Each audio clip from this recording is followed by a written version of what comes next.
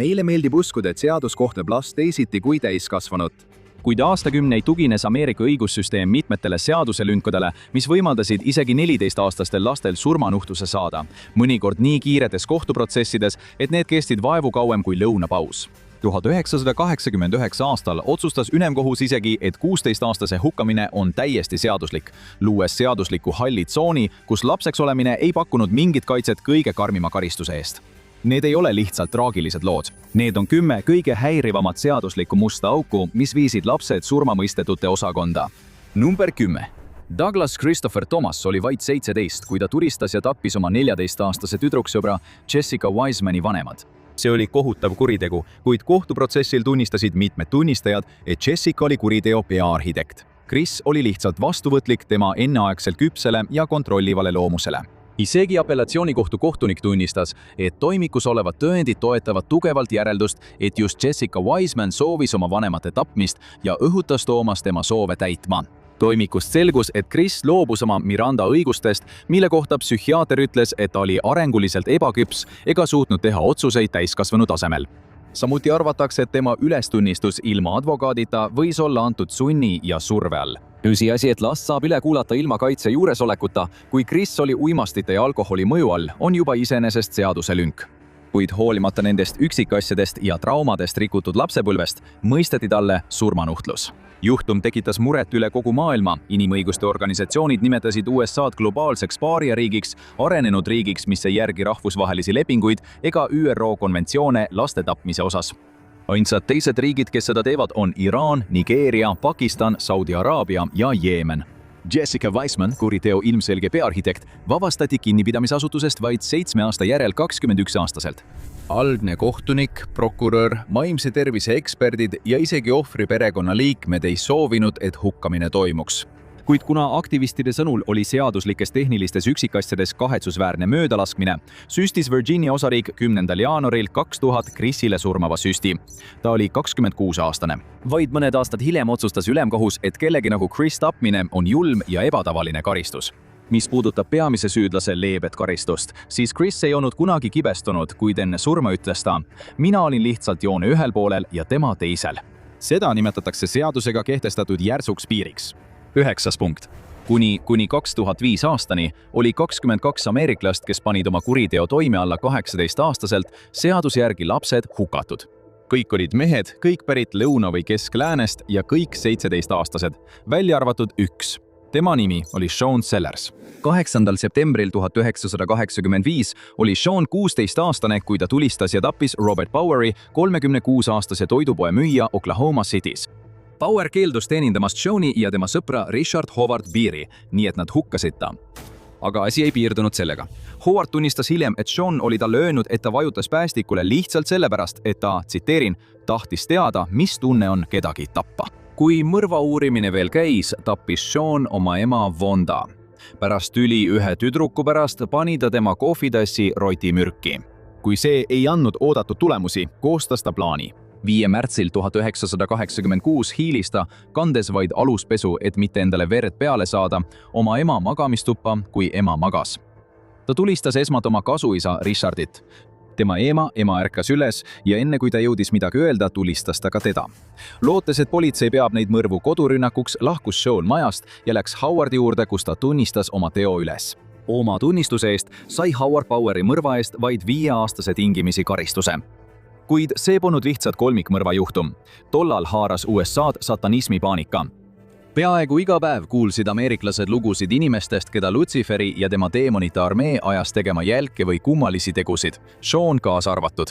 Tema kaitsjad väitsid, et ta oli sõltuvuses mängust Dungeons & Dragons, mida meedia ekslikult seostas kurjade tegudega. Sean ise tunnistas, et ta oli praktiseeriv satanist, kes tegutses teemonliku seestumise mõjul. Ta tunnistas vabalt, et oli mõrvadele eelnenud kuudel lugenud Anton LaVey kirjutatud saatanlikku piiblit sadu kordi. See polnud kindlasti mõistuse ajastu, kuid vandekohtule ei leevendanud lood saatana pahatahtlikust mõjust Seani mõistusele fakti, et ta oli külmavereliselt tapnud 3 inimest. Teil ja ainult teil on võim peatada Sean Sellers uuesti tapmast, kinnitas prokurör oma lõppsõnas vandekohtule. Seani vanus ei mänginud siin isegi rolli. vandekohus keeldus lubamast eksperditunnistusi, mis oleksid käsitlenud laste arengulisi erinevusi täiskasvanutest. Prokuratuur hoolitses selle eest, et vandekohus kohtleks teda kui meest. Ta on vaid 17, urises prokurör. Aga kui ta haaras selle 357 kaliibriga relva, sai temast mees. Ja kui ta haaras selle 44 speciali relva, sai temast taas mees. Ta on käitunud nagu mees. Ta peab siin püsti seisma nagu mees. Tollane osariigi seadus ei andnud vandekohtule võimalust langetada otsust eluaegse vangistuse kohta ilma tingimisi vabastamise võimaluseta. Nii et ainus lahendus selle segase saatanliku poisi peatamiseks, et ta enam ei tapaks, oli talle surmanuhtluse määramine. Kohtunik ei lubanud eksperditunnistusi, mis oleksid näidanud, et Sean oleks pidanud vähemalt 15 aastat vangis olema, samal ajal kui meedia väitis, et ta pääseb välja poole lühema ajaga.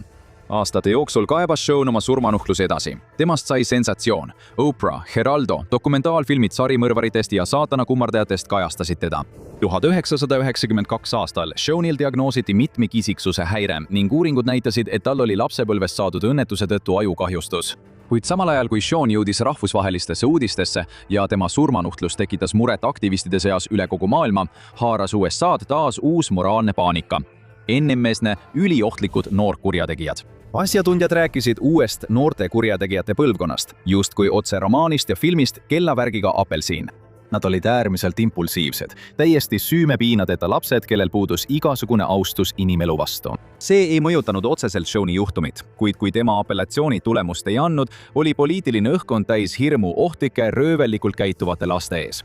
Vaatamata ülemaailmsete inimõiguste organisatsioonide protestidele polnud see ajastu armu andmiseks valmis. Ja just selles nulltolerantsi olukorras sõi Sean oma viimase eine. 4. veebruaril 1999 munarullid, magushapukaste ja taignas praetud krevetid. Mõned tema viimastest sõnadest olid kõhedust tekitavad. Kõik need inimesed, kes mind praegu vihkavad ja ootavad, et mind suremas näha. Kui te hommikul ärkate, ei tunne te end sugugi teisiti.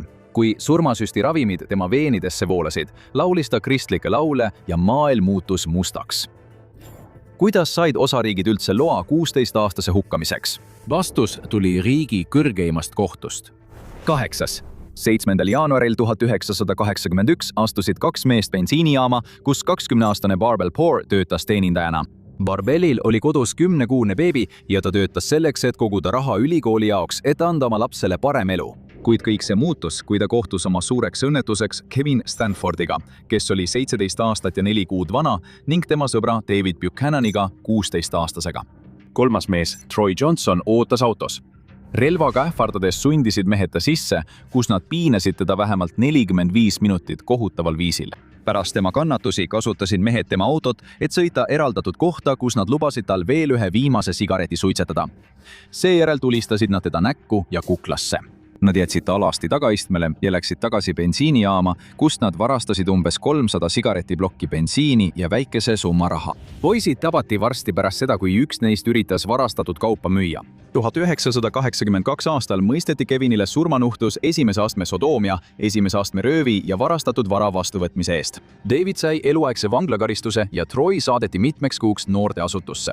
Kevin oli alaealine, kuid Kentucky ülemkohus lükkas tagasi tema advokaadi nõude, et tal oleks põhiseaduslik õigus ravile. Kohus otsustas, et toimikust ilmnes selgelt, et alaealiste õigussüsteemis ei olnud apellandile sobivat programmi ega ravi. Murrangulises otsuses leidis USA ülemkohus, et kurjategijate hukkamine kuritegude eest, mis pandi toime 16 või 17 aastaselt, ei riku tänapäevaseid sündsuse norme. See tähendas, et 8. põhiseaduse paranduse keeld julma ja ebahariliku karistuse vastu ei kehtinud. Kohus ütles sisuliselt, et Ameerika oli arenenud nii kaugele, et alaealiste hukkamist peeti vastuvõetavaks. See otsus legaliseeris sisuliselt 16 ja 17 aastaste õigusrikkujate hukkamise kogu riigis. Selle tulemusena hukati 19 alaealist õigusrikkujat. Kevin kaebas oma karistuse edasi. Rahvusvahelised inimõiguste organisatsioonid tõid välja, et tema kohtuprotsessi advokaat oli teda kaitses alt vedanud, kuna ei rääkinud leevendavatest tõenditest. Sealhulgas Amnesty Internationali sõnul lapsepõlves kogetud füüsiline väärkohtlemine, hooletusse jätmine, vaesus ja kokkupuude vägivallaga. Ameerika Ühendriikides valitsenud õiguslikus puhastustules, mil pärast otsust hukati 19 süüdlast, oli irooniline see, et Kevin polnud üks neist. Kentucky kuberner Paul E. Patton keeldus hukkamiskäsule alla kirjutamast ja 2003. aastal muutis Kevini karistuse eluaegseks vangistuseks. Kuid ülemkohus ei leiutanud laste seaduslikku hukkamist. Nad pärisid selle tava pretsedendist, mis loodi enne Ameerika Ühendriikide eksisteerimist. Number 7. Pretsedent, mis lubab lapsi kohelda täiskasvanutena kohtus, ulatub tagasi uude maailma, kui Plymouthi koloonias inimesi üles poodi. Üks neist oli Thomas Granger, Inglise poiss, kes saadeti kolooniatesse tööle jõukale perele lepingu alusel teenijana. Kohtu andmete järgi, mis on dateeritud 7. septembriga 1642, mõisteti ta süüdi. Granger oli vaid 17, kuid valdavalt ingliskeelses Virginia koloonias ei olnud seadusi, mis oleksid lapsi täiskasvanutest eristanud. Asukad peksid ja piitsutasid regulaarselt oma lapsteenijaid, kes põgenesid sunnitöölt istandustes. Kui nad vanglasse visati, viibisid nad seal koos täiskasvanud kurjategijatega. Kui teismelised valged ja mustanahalised teenijad põgenesid või rääkisid omavoliliselt, piitsutati või märgistati neid samade vahenditega, mida kasutati täiskasvanute peal. Vanus ei mänginud rolli. Pärast kolooniate moodustamist Ameerika Ühendriikides koostasid seadusandjad kaitsemeetmed julma ja ebatavalise karistuse vastu. Kuid seadus ei teinud siiski suurt vahet täiskasvanute arenenud aju ja üle 7-aastaste laste vahel. Number 6. Fortune Ferguson Jr. oli vaid 16, kui temast 1927 aastal sai esimene inimene, kes suri Florida uues elektritoolis. 3 aastat varem 13-aastaselt mõistis Alachua maakonna kohus ta süüdi selles, mida nad nimetasid kriminaalseks rünnakuks noore valge tüdruku vastu. Tema süüdimõistmiseks kulus vähem kui 24 tundi. 1. jaanuaril 1926 teatas Orlando Sentinel, et Fergusoni süüdimõistmine kuulutati Alachua maakonna kui mitte kogu osariigi kiireimaks. Noorpoiss viidi Rayfordi vanglas surmakambrisse, kus uus hukkamisaparaat ootas. Ta kinnitati tooli külge ja oli valmis surema, kui telefonihelin katkestas vaikuse. See oli ringkonnakohtu kohtunik. Tema hukkamine oli ajutiselt edasi lükatud. Tampa Tribune hoiatas, et hukkamise edasilükkamine oli taas sütitanud tavapärase lintšimise ähvarduse. Ajaleht kirjutas, et õigluse edasilükkamine on teadaolevalt julgustanud oma kohut. Allikad erinevad mõningate üksikasjade osas, sealhulgas Fortune'i täpse vanuse kohta, kuid üks asi on kindel, ta hukati. 18. septembril kirjutas ajaleht, et üks Fortune Ferguson läheb ajalukku kui uue elektritooli katsetaja Rayfordi osariigi vanglas. Ajaleht tegi selle üle isegi nalja öeldes, et toolil oli nüüd õnne pidada oma esimene siesta. Isegi 20. sajandi alguses eeldas USA seadus, et igaüks, kes on vanem kui 7 aastat, on võimeline omama kuritegelikku tahtlust. Kui prokurörid suutsid kohtule tõestada, et 7–14-aastane laps teadis, mis on õige ja mis vale, võis teda kohelda täiskasvanuna. Pärast 14. eluaastat kadusid kõik lapsepõlve kaitsed. See polnud niivõrd seaduse viga, kuivõrd tõend sellest, et laste õiguste kaasaegne mõiste peaaegu ei eksisteerinudki. Aga mis juhtub siis, kui hukkamine ise ebaõnnestub? Number 5. Willie Francist ei hukatud mitte 1, vaid 2 korda. 1945. Aastal 16-aastaselt mõisteti ta süüdi Andrew Thomasse St. Martinville'i apteekri mõrvas Louisianas. Seda, kas ta tulistas Thoomast või mitte, on aastate jooksul arutatud. Ta tunnistas üles, kuid hiljem võttis oma ülestunnistuse tagasi. Tema kohtu määratud kaitsjad ei seadnud kunagi kahtluse alla tema politseis antud ülestunnistuste kehtivust kohtus. Samuti ei kutsunud nad tunnistajaid ega esitanud vastuväiteid. Nad ei teinud tema kaitsmiseks sisuliselt midagi, kuid see ei ole põhjus, miks tema kuritegu ajalukku läks. Kui osarik üritas teda 1946 aasta mais Louisiana St. Martinville'i vanglas hukkamisele viia, arvatakse, et seadet üles seadnud valvur oli purjus. Elektritool, see õudne kanderaam, ei teinud seda, milleks ta oli ehitatud. Timukas ütles, hüvasti Willi. Ta vajutas lülitit. Willi hakkas värisema ja krampides tõmblema, kui tunnistajad õudusega eemale astusid. Aga siis pomises šerif. See pole normaalne. Äkitselt karjus Willi oma nahkmaski tagant. Võtkes ära, laske mul hingata! Segaduses hüüdis Timukas. Sa ei tohiks hingata, poiss. Ta andis Willile teise elektrilöögi ja seekord hüüdis Willi. Ma ei sure. See oli läbikukkunud töö. Väga valus viga. Ajakirjandus hakkas nüüd kirjutama pealkirju sõnadega õnnelik Willie Francis, mees, kes elektritooli üle kavaldas. Advokaat Bertrand de Blancil polnud see lihtsalt viga, vaid Ameerika Ühendriikide põhiseaduse järgi ebaseaduslik. Ta viis juhtumi ülemkohtusse, väites, et Willie 5., 8. ja 14. põhiseaduse muudatusega tagatud õigusi oli rikutud võrdse kaitse, kahekordse kohtumõistmise keelu ning julma ja ebatavalise karistuse seaduste alusel. Cuna de Blanc pidas algses süüdimõistmises ilmseid vigu, soovis ta, et kohtuotsus tühistataks.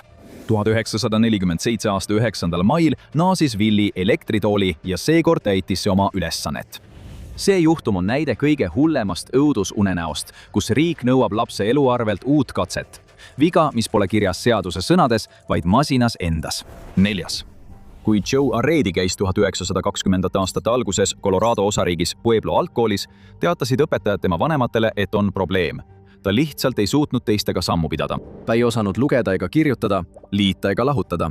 Ta vaevu suutis lauset kokku panna või sõpru leida, eelistades hoopis veeta oma vaba aega linnas ringi jalutades ja mudakooke tehes. 1936. Aastal 21-aastaselt murdis Joe väidetavalt ühte majja sisse ja lõi 15-aastast Dorothy Drainey ning tema 12-aastast õde Barbarat kirvetömbi küljega. Dorothy suri ja Barbara oli nädala koomas. See oli jõhker kuritegu. Poliitseil oli suur surve see lahendada ja siis leidsid nad Joe ning ilma kaitse juuresolekuta kuulasid nad seda lihtsameelset noormeest üle. 27. augustil 1936 avaldas ajaleht Reading Eagle pealkirja Noormees tunnistab tüdrukute ründamist. See tuli šokina Pueblo politseiülemale Arthur Gradil, kellel oli juba üks mees vanglas, Frank Aguilar. Ta tunnistas, et lõi nende tüdrukute pead sisse pärast seda, kui tema majast leiti kirves ja avastati, et ta oli töötanud tüdruku isa juures. Kohalik ajaleht avaldas pealkirja. Aguilar ütleb, et tappis Drainey lapse koos üksikasjadega selle kohta, kuidas Joe pikad kirjalikud ülestunnistused olnud allkirjastatud nimega, vaid X-iga. Peale selle üksiku sümboli polnud tema süüd kinnitavaid tõendeid üldse. Tunnistajaid polnud, füüsilisi tõendeid polnud, tema väidetava ülestunnistuse protokolli polnud. Sellegi poolest väitis politsei nüüd, et Joe oli koos Aguilariga, kui tüdrukud tapeti. Need kaks meest ei tundnud teineteistki. Neid polnud kunagi isegi koos nähtud. Algul ütles Aguilar, et ta oli sel päeval üksi, kuid mingil põhjusel muutis ta hiljem oma ütlust. Aguilar mõisteti süüdi ja hukati, kuid Joe tapmine osutus palju keerulisemaks. 3 osariigi psühhiaatrid tunnistasid, et Joe IQ oli 46. Psühhiaatrid ütlesid, et ta ei olnud võimeline eristama õiget valest ja seetõttu ei suudaks ta toime panna ühtegi tegu kuritahtliku kavatsusega. Kas osariik võiks tappa mehe, kes elas nagu laps ja keda peaaegu kindlasti sunniti üles tunnistama? Ja just seda küsisid kõik, eriti nüüd, kui Barbara oli koomast välja tulnud. Frank Aguilar ütles ta, tema ründas teda ja tema õde. Joe Arredit polnud oma elus kunagi näinud, see ei muutnud midagi. Joe mõisteti surma gaasikambris. Suur osa avalikkusest nõudis õigeks mõistmist, samal ajal kui Joe mängis surmamõistetute osakonnas vedrurongiga. Ta näis olevat õndsalt teadmatuses oma olukorra tõsidusest. Ometi näis, et ta teadis, et ta on suremas. Ajakirjandus teatas, et ta ütles kõrvalkongis olevale mehele, et too võib tema rongi endale saada, kui ta lahkub. Suurel päeval ütles kaplan, et Joe vaatas teda lihtsalt tühja ja segaduses pilguga. Ta läks gaasikambrisse närviline naeratus näol, olles endiselt segaduses, kui tsüaniiditabletid hakkasid eritama mürgist udu. 7. jaanuaril 1939 avaldas ajaleht St. Petersburg Times pealkirja Õnnelike mees surmakongis sureb. Ta ei olnud õnnelik. Ta oli sisuliselt nagu väike laps, kes ei olnud teadlik paljudest vihastest täiskasvanutest, kes tahtsid teda surnuna näha. Alles 2011 aastal sai Joe õigluse osaliseks, kui Colorado kuberner Bill Ritter andis talle armu. Ta ütles, et tegemist oli traagilise süüdimõistmisega, mis põhines vaimupuudega mehe valel ja sunnitud ülestunnistusel. Valitsus oli sisuliselt tapnud poisi politsei korruptsiooni tõttu. Kui vaimne võimekus ei olnud oluline, siis kas vanusel oli absoluutne alampiir? Sellele küsimusele on vastus laastav. 3. juhtum 1872 Fort Gibson, mis asub tänases Muskogee maakonnas Oklahomas. Rootsi kodanik William Fagel nähti sisenemas kohalikku poodi, et osta kaupu. Järgmisel korral, kui keegi teda nägi, oli ta surnud. 6 korda tulistatud, pea kiviga puruks löödud. Keegi oli varastanud tema raha ja saapad. Pole selge, milliseid tõendeid kasutati, kuid mõrvas mõisteti süüdi 2 meest, James R. Sean ja William Parchmill, mõlemad Cherokee rahvaliikmed. James arreteeriti 13 aastat hiljem, 1885 aastal, Ameerika Ühendriikide asetäitja Marshali Andrewsi poolt. Alguses eitas ta mõrva ja põgenes hiljem vanglast. William Parchmill, kes oli samuti kahtlusalune, teenis reamehena Kansase jalaväe 2. indiaani kodukaitse C-kompaniis. Ka tema arreteeriti lõpuks. Tema vanust ei ole säilinud dokumentides märgitud, kuid tema väidetava kuriteokaaslase vanus jäädvustas end ajalukku. Ta oli mõrva toimepanemise ajal vaid 10-aastane laps. Poiss, kes väitis, et oli olnud kaardimängul, kui William käskis tal õue minna. Kui nad Feigli märkasid, andis William talle väidetavalt relva ja ütles, lase ta maha. James leppis hiljem oma saatusega ning 26. juunil poodi nii tema kui ka William Arkansasi Fort Smithis üles. mees, kes nad surma mõistis, föderaalkohtunik Isaac Parker, oli kurikuulus. Teda tunti kui poomiskohtuniku ning ta juhatas veel 77 hukkamist territooriumil, mida ta väitis end turvaliseks muutvat. Oma karjääri jooksul mõistis ta surma 160 inimest, sealhulgas 4 naist, kuid lõpuks poodi üles vaid 79. Sellised äärmuslikud juhtumid on ajalukku maetud, kuid laste tapmise seaduslik must auk ei kadunud kunagi päriselt. 2005. aastal võttis see lihtsalt teise kuju. Teiseks, 2005 aasta märgilises otsuses leidis ülemkohus, et alla 18-aastaselt toime pandud kuritegude eest inimeste hukkamine rikub 8. muudatuse julma ja ebatavalise karistuse keeldu. Muutuse toonud juhtum ulatus tagasi aastasse 1993, kui 17-aastane Christopher Simmons veenis 2 oma nooremat sõpra liituma temaga ettevõtmises, mida võib pidada ainult jälestusväärseks teoks. Tol ajal hooples ta, et võib mõrvaga pääseda, sest ta oli tehniliselt veel laps. Ja ta pani oma teooria proovile, kui murdis sisse 46-aastase Shirley Crooki majja Missouris. Pärast seda, kui ta teipis naise suu kinni ja sidus käed, viis ta silla juurde ja viskas Merrimacky jõkke. See oli täiesti õõvastav ning kohus kuulis, et Christopher oli selle ette planeerinud. Siiski otsustas kohtunik Anthony Kennedy, et lapsed ei ole täiskasvanud ning nende surmamõistmine on ebaproportsionaalne karistus. Seda otsust tuntakse nüüd nime all Roper vs. Simmons tühistas 72 inimese surmaotsused, kes olid mõrva toime pannud enne 18-aastaseks saamist. Texases, kus on surmamõistetud laste pealinn, viidi 29 alaealist õigusrikkujat üleüldvanglasse. Alabamas kergendati 14 inimesel karistust. Neid ei tapeta enam riigi poolt, kuid nad surevad siiski vanglas. Need said alaealistele mõeldud eluaegse vangistuse ilma tingimisi vabastamise võimaluseta, mida tuntakse ka kui JLWOP. Enne 2012 aastat. Öeldi umbes 2900 vangile, kes olid kuriteod toime pannud alaealisena, et nad veedavad iga viimasegi päeva oma elust trellide taga.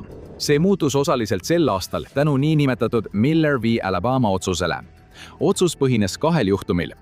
Üks neist puudutas 14-aastast Contrell Jacksonit, kes oli 1999 aastal lihtsalt koos teise poisiga, kui see poiss turistas ja tappis videopoe müüja.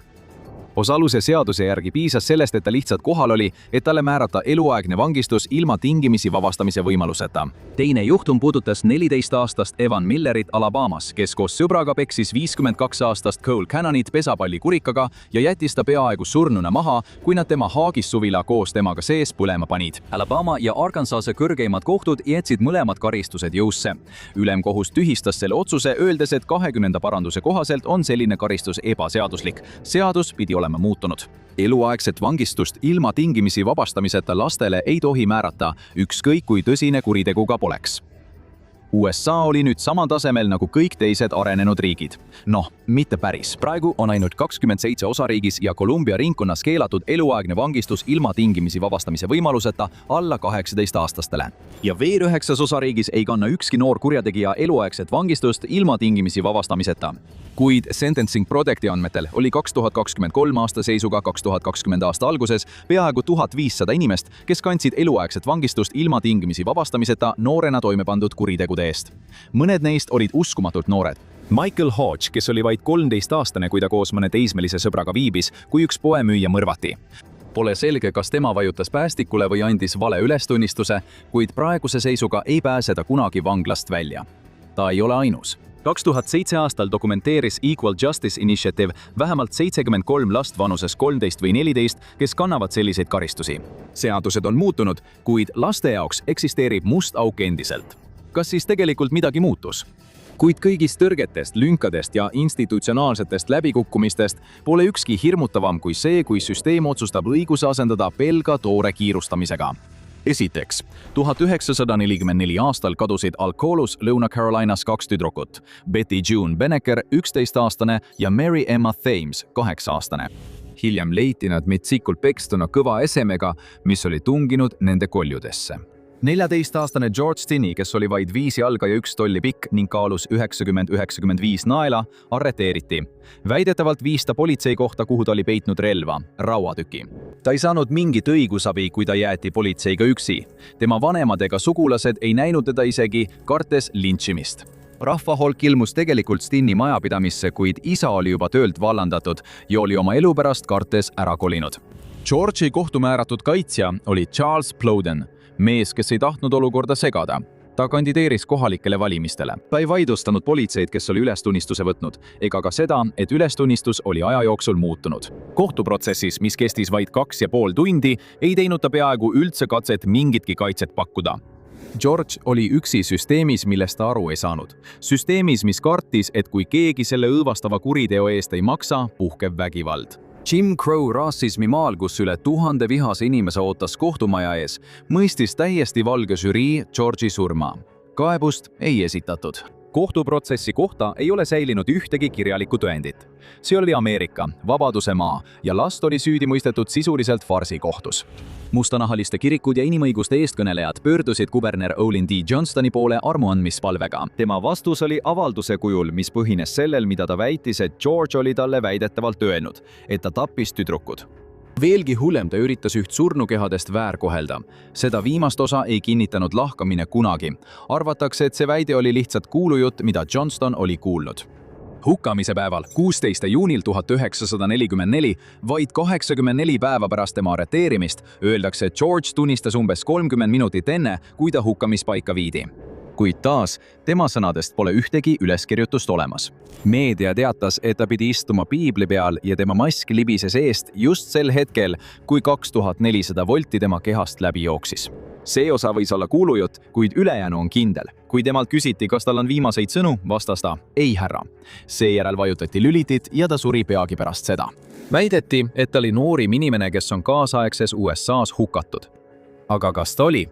Lühike vastus on ei. Sugugi mitte. Teistel juhtudel leidsid võimud lünga, kui mitte seaduses, siis eetiliste kaalutluste vältimises. Sest andmed näitavad, et Irving Hatchett hukati 1910. aastal Floridas. Ta oli 14-aastane, kui tappis tüdruku ja hukati varsti pärast seda. Tol ajal väitis osariik, et ta oli 15-aastane rahvaloenduse andmeid uurinud teadlased avastasid, et tegelikult oli ta 14. Ka tema läks süüdimõistmisest surmani vaid mõne kuuga. Florida osariik hukkas ka Nathaniel Walkeri, kes oli 14-aastane, kui ta 1941 aastal tappis naise. 2 poissi, kes olid temaga koos, olid 15-aastased, kõik afroameeriklased ja kõik hukati. Seekord tuli surm aeglasemalt, võib-olla 2–3 aastat pärast süüdimõistmist, kuid tänapäeva standardite järgi siiski kiiresti. George Stinney võib olla nimi, mida kõik teavad, kuid ta oli selgelt üks vähestest poistest, kes hukati 14-aastaselt vaid mõnes osariigis. Võib-olla häbist nendes juhtumites esitas osariik tahtlikult vanuse kohta valeandmeid ja ajalehed panid avalikkuse end paremini tundma. See polnud niivõrd seaduseauk kui otsene pettus. Surmaotsus ei ole lihtsalt kohtuotsus, see on ajajoon. Uuri välja, mis juhtub päev-päevalt pärast otsuse väljakuulutamist, alates kohtuotsuse langetamisest kuni viimase teekonnani. Mis tunne on surmaotsust kogeda esimesest päevast kuni hukkamiseni? Või vaata selle asemel seda.